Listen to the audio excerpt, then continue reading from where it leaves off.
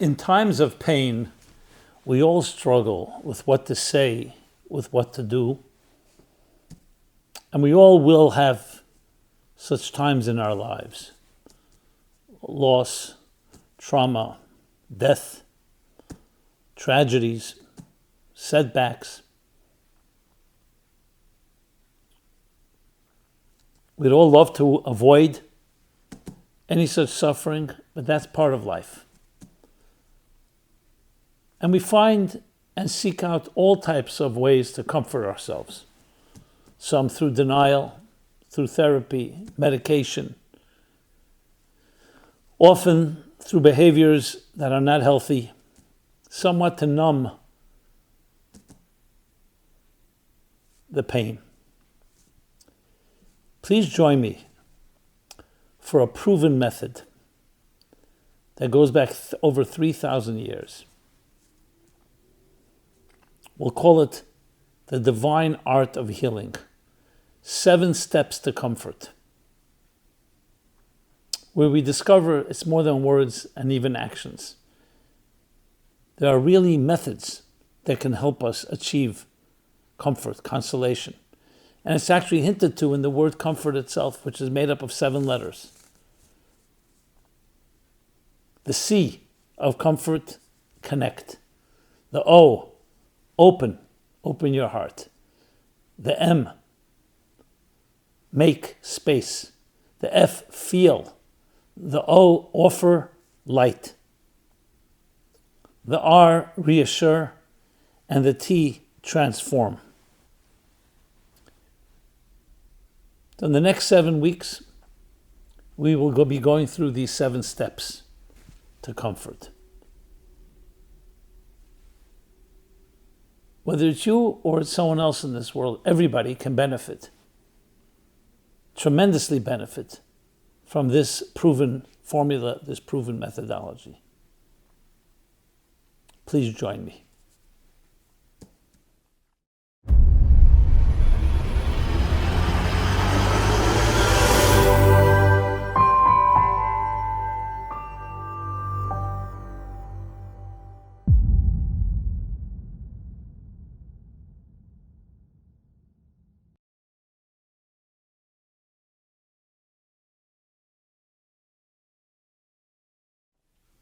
Hi, this is Simon Jacobson, and we will be discussing the divine art of healing, 7 steps to comfort. This week, we'll be dealing with the C of comfort, connect. This program is dedicated by Michael Groot in loving memory of Nancy Robinson. Life is synonymous with many things, but one of them is also pain, suffering. Every one of us in our lifetimes will experience loss, setbacks, negative experiences. We should all be protected from the worst tragedies, but they happen. A death, trauma, abuse. And it's literally one of the most difficult things to deal with. What do you say? What do you do? In this 7-part series, the first of a 7-part series, we're going to be addressing a 3,000-year-old proven formula, time-tested formula. The divine art of healing, 7 steps to comfort. And they're actually all hinted to in the very word comfort, which is made up of 7 letters. Connect, open your heart, make space, feel, offer light, reassure, and transform. In this first part, we'll be talking about the C of comfort, to connect.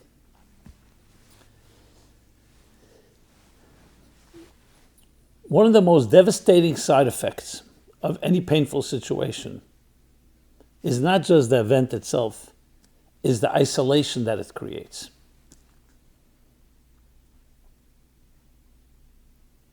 The book of Lamentations, called Echa, which is recited the night of the saddest night of the year, Tisha B'Av, when we lament and remember the destruction of the temples and other tragic events. It begins with this one verse. Eicha Yoshva Badad. Alas, how sad it is that she sits alone, referring to Jerusalem. Of all the things the prophet Jeremiah chose to open up the book of Lamentations, he could have spoken about the deaths. There were many, unfortunately. The destruction of the very temple. The beginning of a bitter exile with the Jewish people being expelled from the Holy Land. And all the other consequences that came of it. Of all the things he chooses is the loneliness. She sits alone. Because above and beyond even of the very painful experience itself is the sense of isolation. That you're all alone in it. That there's no one there with you. Nobody can understand you. Nobody wants to be near you. If we knew that we were with other people, connected to other people, it would help us endure even the most difficult experiences in life. I mean, it's proven even medically. When you see someone struggling, unfortunately, in a hospital bed, but they have friends, guests, relatives, gifts, people coming to encourage, people who care, who empathize. That alone helps the person to fight, the will to fight. It strengthens your immune system. Whereas a person with the same problems, the same illness, but has no visitors, no guests, lies alone, it's demoralizing, it weakens, and you don't have that fight in you.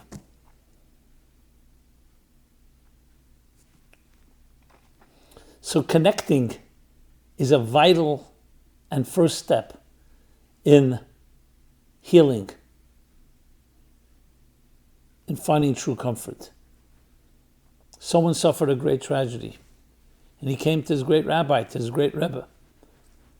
And the Rebbe said to him, I don't have answers for you, but I can cry with you. He connected with him. It's just holding the person's hand, showing I'm there, showing that I care, showing that you're not alone. Now, if you think about it on a psychological level, you go a little deeper, especially familiar with quantum mechanics, we are all connected. There's an integral connection between everything in existence. It's just we don't feel it. On the contrary, we often feel the opposite. A world of the survival of the fittest. Everyone's there taking care of their own needs. That doesn't mean there is no altruism, that people are not helping, but at the end of the day, you walk home alone. If you don't take care of yourself, no one else will. But when you connect with someone, you're countering that initial sense of the selfish gene that we're all self-contained entities. And you're recognizing, no, we're not. We're like limbs and organs of a larger organism, all part of one. And when one part hurts, the rest hurts. And when one part is stronger, the rest gets stronger. That is why in the first of the 7 weeks of comfort, we talk about be comforted, my people. And who is stating that? The prophets. Human beings, who they themselves are part of the mortal existential loneliness of this world, but they can reverse the trend by saying, I comfort you. I'm here with you. You're not alone. And in that process, we underscore and we bring forth that strength that comes from the collective, the synergy, the invisible synergy. So connection, unity, is always the root of all blessings, but especially in times of loss, of pain, of suffering, when the loneliness can be so acute. So if it's your relative or friend or someone that you see needs comforting, needs healing, the first thing is connect with them. Be present. Show that you care. Look into their eyes. Be there. It's not what you say. It's your being there. That sense that someone's there with them. Look at children, young children who don't communicate yet with words. Just holding someone, cradling them, embracing them. It's tremendous impact. We can't even imagine the extent of it.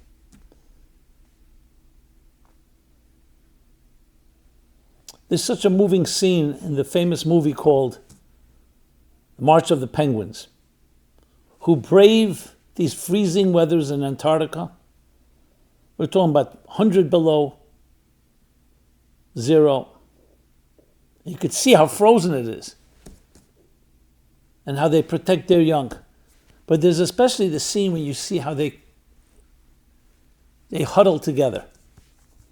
And they continuously rotate who will be on the outside where the winds are fiercest. You see the collective effort. And they would not be able to survive if they were alone. It's not just they're together, but they work together. When geese fly, you see a V formation. That's not an accident. It's not just a beautiful poetic view.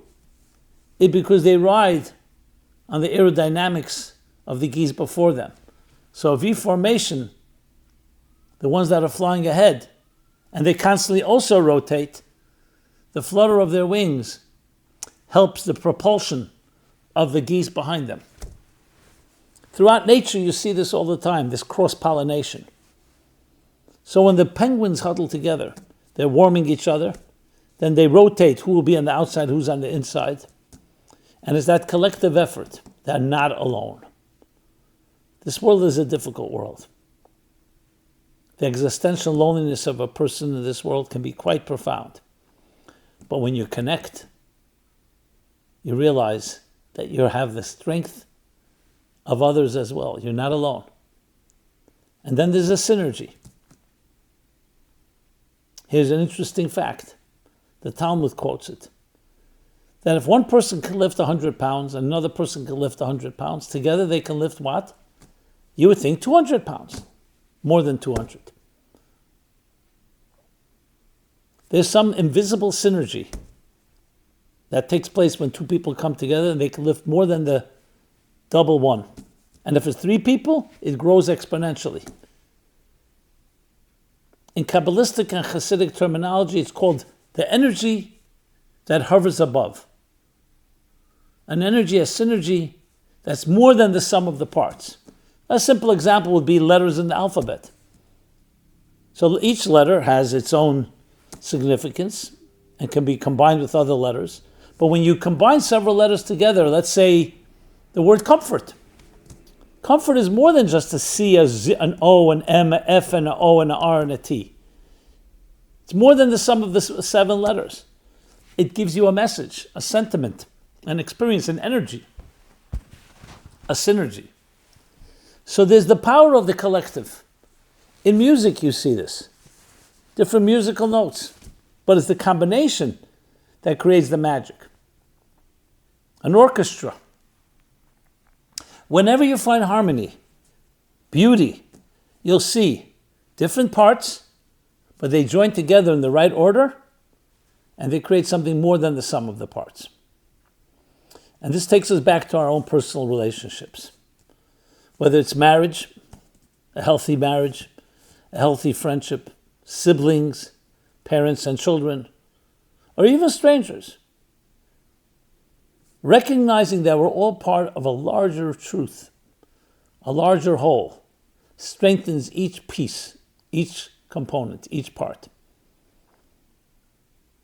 All the projects in the world that are successful, you look at a film, you see all the credits. With all the egos involved, but there's something when you're able to achieve that harmony. I read a while back, of all the airlines, who has the most airplanes, the biggest fleet? UPS or FedEx today. And furthermore, if you look at the greatest technological feat, people would think maybe AI, or before that was the internet, or quantum computing, or whatever it may be, the microchip. The greatest act, they say, is the delivery a FedEx or UPS. Because it's one thing to create a machine that can crunch numbers or speed things up. It's another being able to deliver millions of packages a day to each individual. And on time. The success rate is phenomenal. Human beings had to create coordination. When you watch the Olympics or any other sports event, and you see an athlete excel, what are you seeing? You're seeing beautiful coordination. Again, the sum of the parts. Hand to eye, coordination, the movement of the legs, everything in the right moment, the right momentum, the right velocity. As they dissect a baseball pitcher or a baseball hitter, or a tennis player, or other sports, it always comes down to these dynamics. Many different factors at work, but they all come together. And when they come together in the most powerful way, you'll have the best athletes on earth, the Michael Jordans, the Michael Phelps, and so on. So everywhere around us, you see the power of connection. And indeed is the first step in true comfort. Firstly, in comforting others, showing that you connect with them, but also when you're comforted. Allowing yourself to be connected and others connecting with you. I remember when my father passed away 20 years ago, in May 2005. And it was the first personal tragedy, meaning a close relative, that I experienced, and it was quite awesome. It was quite traumatic in so many ways. I remember when we came back from the funeral, we came to my mother's home to sit Shiva, the traditional 7 days where you mourn, you grieve. When we arrived home, there was an odd scene that I did not expect.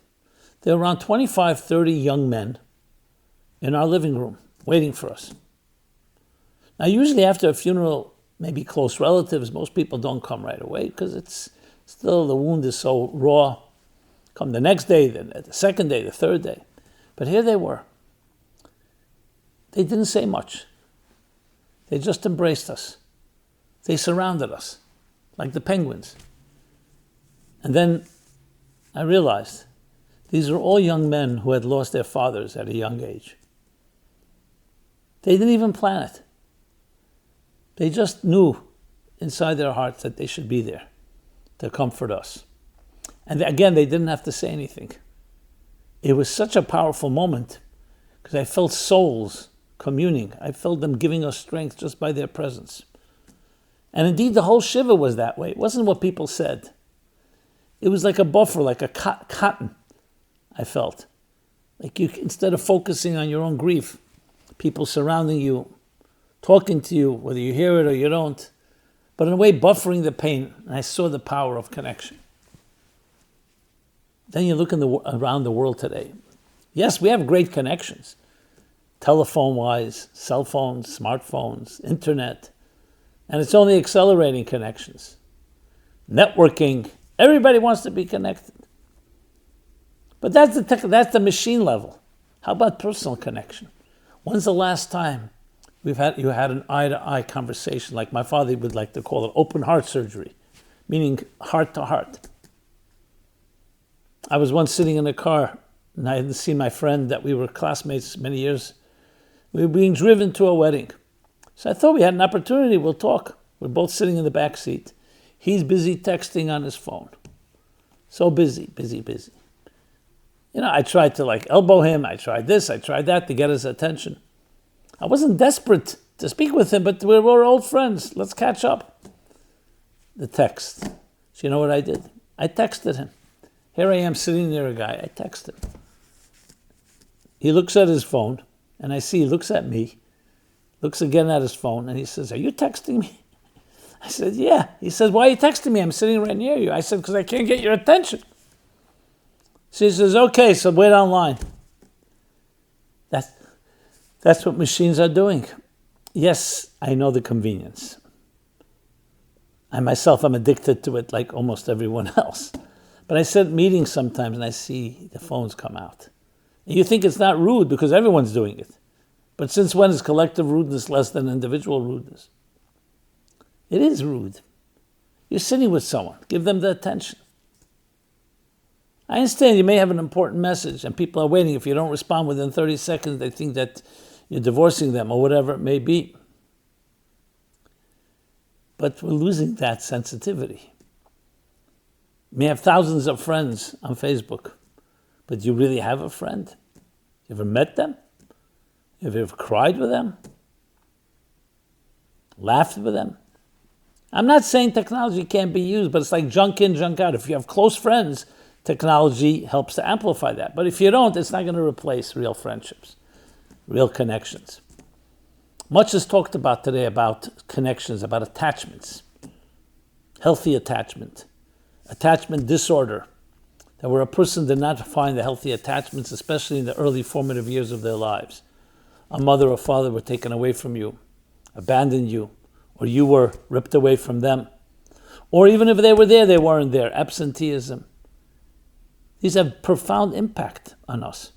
Because we are human beings, we are creatures of attachment. Attachment is like our connection to oxygen, to water. Deprive someone of that, it's like depriving a flower of water. It will wither. We thrive on connection. In the mystical terminology, on echad, on achdut, we thrive on unity. Because we're part of a higher and greater reality. And when that's not sensed, then we are alone. There's something very demoralizing, very debilitating about it. So especially when we're feeling down or been hurt, the connections are even more important. To build those healthy connections. You can trace many of human condition issues and problems, especially in the area of emotional relationships, to some type of breakdown of connection. Connection that wasn't made fully, that was severed, trust issues, abandonment, betrayal, violation. Because we are just like the human body. Imagine a human body where the organs and limbs stop speaking to each other. That would be a disaster. Yes, we have many different organs and limbs and systems at work, but they communicate with each other. They're coordinated in the most fascinating way. So the first step in comfort is connect.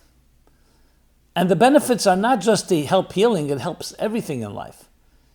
It allows you to thrive, it allows you to build security and confidence to be able to spread your wings. When a bird is in its early stages in its nest, that's a connection.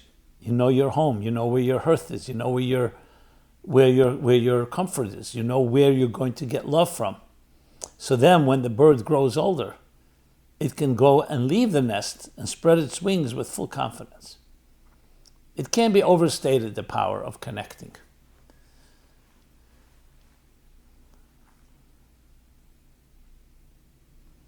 And it counters that, yes, that selfish, isolationist, fragmented aspect of life that can be so disorienting. But this is the first of 7 steps. And we will, in the next weeks, cover each week another one of the 7 steps to healing. 7 steps to comfort, the divine art of healing. Thank you so much. This has been Simon Jacobson, meaningfullife.com. You'll go there, you'll see now a new feature, AI generated, where you can access all our content, which is quite extensive. And you can drive your interests by making your query, asking anything that is on your mind, and it will be responsive to you. So this is a revolution of its own. Instead of you looking for something, just say what you want, and it'll be brought to you. Check it out. At meaningfullife.com, simonjacobson.ai. We now also have a WhatsApp version. You'll see it when you go there. You can find the link, where you can do it also through via WhatsApp. And we'll be expanding this. I'd love to hear your feedback, your comments. Now, if this message has been meaningful to you, please share it with others. Please subscribe to our offering, subscribe to our YouTube channel. And I'd love to hear feedback, comments, suggestions, queries, rebuttals. Stay connected. Be blessed and be well. This program is brought to you by the Meaningful Life Center. Please help us continue our programs. Make even a small contribution at meaningfullife.com/donate.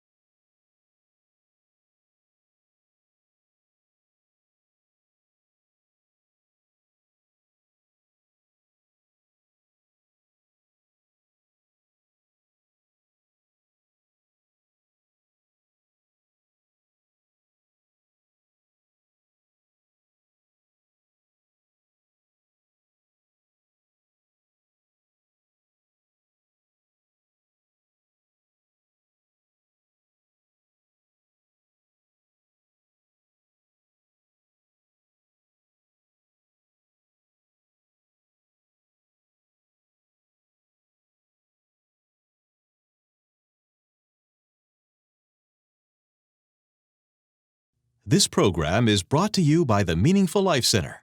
Please help us continue our programs. Make even a small contribution at meaningfullife.com/donate.